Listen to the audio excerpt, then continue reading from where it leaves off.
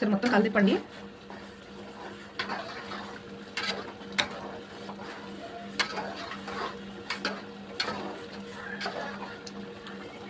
గరం మసాలా వేసాం కాబట్టి మరొక 5 నిమిషాల వరకు కొంచెం లో ఫ్లేమ్లో దాన్ని మగ్గనిద్దాం. ఆ గరం మసాలా ఫ్లేవర్ అంతా ముక్కలకి పట్టేదాకా.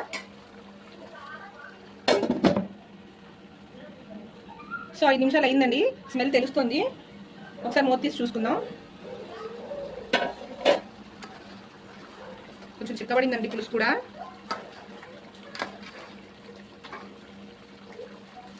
సో ఇప్పుడు ముందుగా కడిగి పెట్టుకున్న ఒక 100 గ్రాముల చింతచిగురుని తీసుకొని దాన్ని బాగా నలిపేసి దాని లోపల ఉన్న పుల్లలన్నీ తీసేసి ఇలా నీట్గా ఇలా స్మాష్ చేసేయాలి ఈజీగా. కొంతమంది ఆకులాకులుగా వేసుకుంటారండి, కానీ అలా ఆ ఫ్లేవర్ బాగోదు.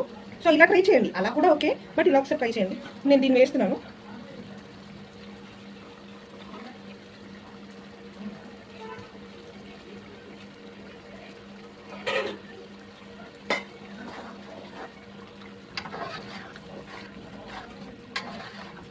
గారెల్లో కానీ, పూరీల్లో కానీ, చపాతీలో కానీ చింత చికెన్ పరోటాల్లోకి అయితే అసలు చెప్పవసరం లేదండి. ఒకసారి నిజంగా ట్రై చేయండి, చాలా బాగుంటుంది.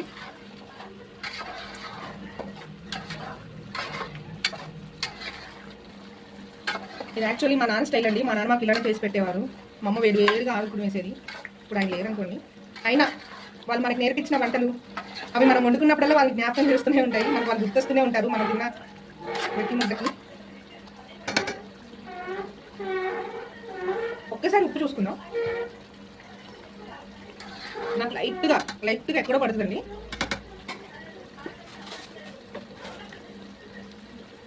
చాలు. కల్లుపు కొలత అనేది మనము ఎంత చూసి తీసుకుంటే కర్రీ అంత బాగుంటుందండి. తక్కువైనా పర్లేదు, కానీ ఎక్కువైపోతే కూర అంతా కష్టమైపోద్ది. కూరల్లో ఉప్పు ఎక్కువైపోయినా తర్వాత ఏం చేయాలనే టిప్స్ వీడియో కూడా వదులుతాను. కొంచెం మా ఛానల్ని సబ్స్క్రైబ్ చేయండి, లైక్ చేయండి, షేర్ చేయండి. ఏం రెసిపీస్ కావాలన్నా కామెంట్ బాక్స్లో కామెంట్ చేయండి. మా మోక్షిత్ యుగంధర్ ఛానల్ని సబ్స్క్రైబ్ చేసుకోండి. బెల్ ఐకాన్ని క్లిక్ చేయండి. మా వీడియోస్ అన్నీ మీకు వస్తాయి. మేము కొత్తగా స్టార్ట్ చేసాం. మా వీడియోస్లో ఏమైనా మిస్టేక్స్ ఉంటే ప్లీజ్ ఏమనుకోకండి. కానీ చాలా సింపుల్ అండ్ ఈజీ ప్రాసెస్లోనే మీకు ప్రతి వంటను చూపిస్తాను. బ్యాచిలర్స్కి అయితే ఇంకా ఈజీగా వండుకునే వంటలు కూడా నేను చూపిస్తానండి. ఇది ఎంతోసేపు కూడా పట్టలేదు. అన్ని గ్రైండ్ చేసుకొని పక్కన పెట్టేసుకోవడం. చికెన్ ఎప్పుడైనా సరే ముందుగా ఉడకపెట్టేసుకుంటే మనకు చాలా త్వరగా అయిపోద్దండి. ఒక్క 5 minutes దాన్ని మూత పెట్టి ఆ చింత చిగురు ఫ్లేవర్ని కూడా కొంచెం పీసెస్లోకి మగ్గనిద్దాం. సో చింత చిగురు వేసాక ఒక 5 minutes ఆగాలని చెప్పాను కదండి. 5 minutes అయింది. ఒకసారి పీస్ చూసుకుందాం. చాలా కలర్ఫుల్గా బాగుందండి. గ్రేవీ కూడా చాలా థిక్గా అయిపోయింది.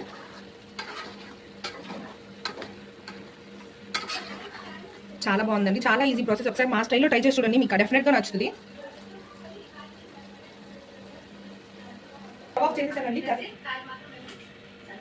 సో స్టవ్ ఆఫ్ చేసేసానండి, కర్రీ కూడా కట్టేసాను. చాలా ఈజీ అండ్ సింపుల్ ప్రాసెస్. చింత చిగురు చికెన్ మా స్టైల్లో ట్రై చేసి చూడండి. మీకు కనుక మా వంట నచ్చినట్లయితే సబ్స్క్రైబ్ చేయండి, లైక్ చేయండి, షేర్ చేయండి. ఇవన్నీ వంటలు మీకు ఇంకా తెలియని వంటలు ఏమైనా కావాలంటే కింద కామెంట్ బాక్స్లో కామెంట్ చేయండి. మేము ఈజీ ప్రాసెస్లో హెల్దీ రెసిపీస్ కూడా చేసి చూపిస్తాం.